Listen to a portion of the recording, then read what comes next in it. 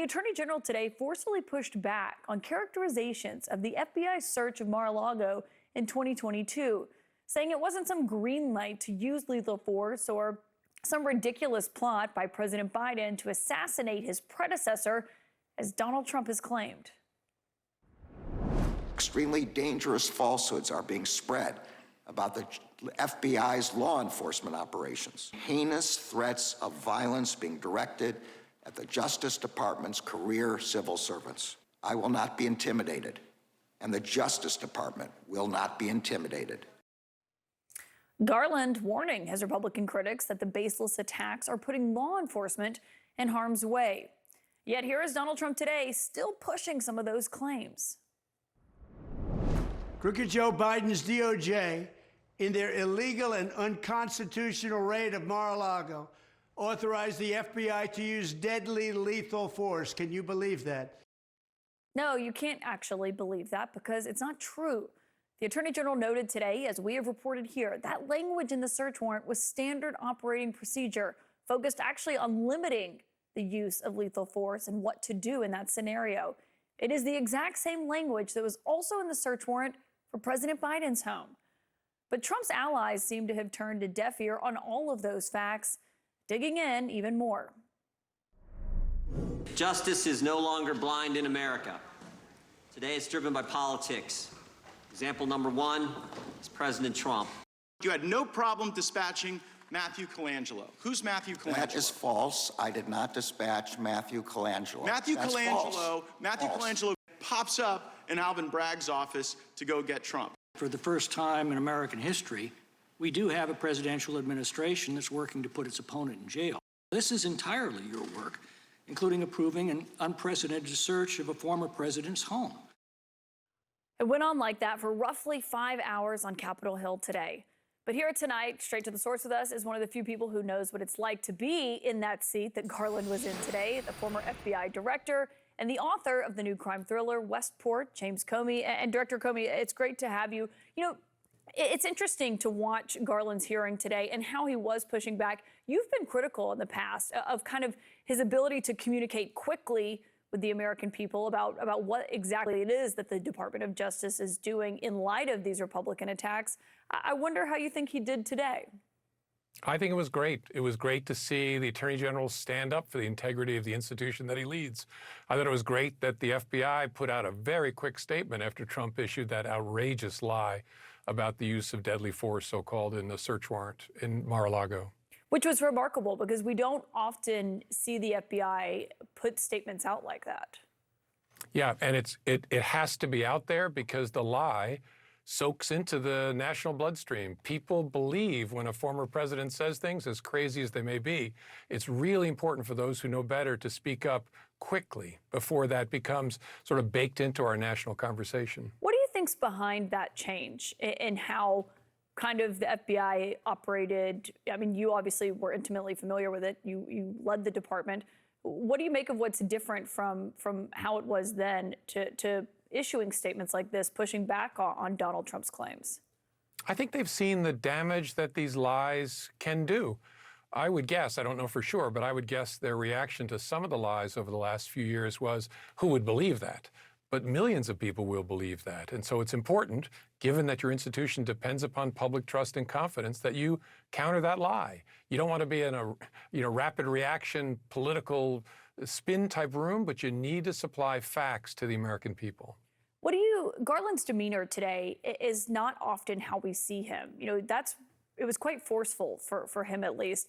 Does it tell us something in your view about the level of alarm that these kinds of attacks are having, not just on the FBI or the Justice Department, Main Justice, but kind of on the justice system overall in the United States? The thing we have in common, despite our diverse disagreements about important policy issues in this country, is the rule of law. If the American people don't believe that there is justice, that the institutions are caring about facts and the law, we're lost. If a president can incite a mob to sack the Capitol and millions of people just say, no big deal, we're lost. And so I think the Attorney General feels a sense of urgency to speak to that, to make sure people understand the rule of law is real and it is essential to this country. Given today's hearing was supposed to focus, I mean, it's hard to, it feels like a replay of last night. We were talking with Dr. Fauci about a hearing that was ostensibly supposed to be on what we don't know, what we've learned about COVID-19. It turned into a lot of partisan attacks on Dr. Fauci. Obviously, it seemed like that's what we saw today.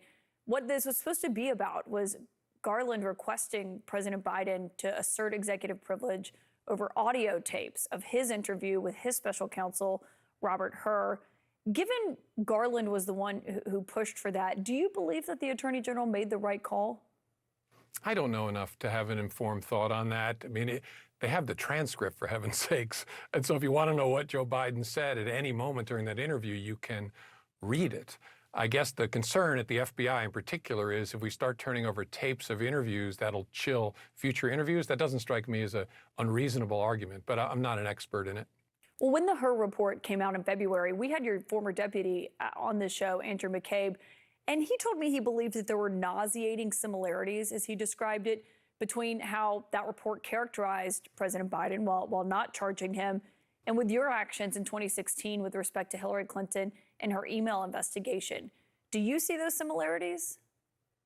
Hard for me to see, but maybe I'm too close to it. What we tried to do in 2016 was explain why Secretary Clinton's conduct didn't rise to the level of a crime. We had to characterize it in order to have our words make sense. I saw Hur's report taking a little bit of a swing beyond that characterization that seemed to go much farther than anything we did. You think it went further than you describing her actions as careless, right before the election?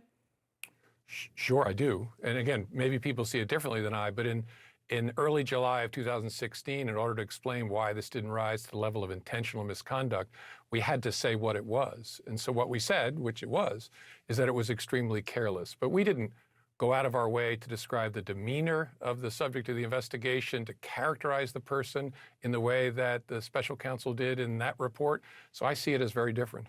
And you think Robert Hur went too far, it sounds like. Yeah, it's felt to me like he took some swings that he really didn't need to take in order to characterize the evidence and explain why there wasn't sufficient evidence to bring a case. Donald Trump, since, I've last seen you on CNN, has now become the first former president to become a convicted felon. You predicted before the verdict came down, as the jury was still deliberating, as the case was still being presented, that he could potentially be convicted. Do you believe it's likely that the judge will sentence him to jail in this situation? I don't know. I would ordinarily say it's unlikely in a white-collar offense of this sort, but this is a defendant who's begging for a jail term by taking a flamethrower not just to the judge, but to the entire process and the jury.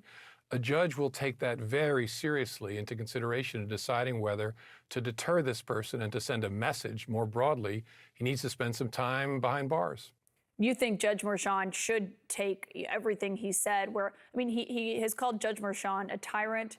He likened him to the devil. Every day before he walked into that courtroom, he said he was corrupt, baselessly. Do you think the judge will take that into consideration when he does sentence him in a few weeks? I do, as well as him having to find that the defendant had acted in contempt of the court's orders on multiple occasions. All of that will be part of the picture that the judge looks at to decide whether a message needs to be sent that involves jail. As a former FBI director, what's it like to see one of the major nominees of one of our parties, the presumptive nominee at this point, be a convicted felon?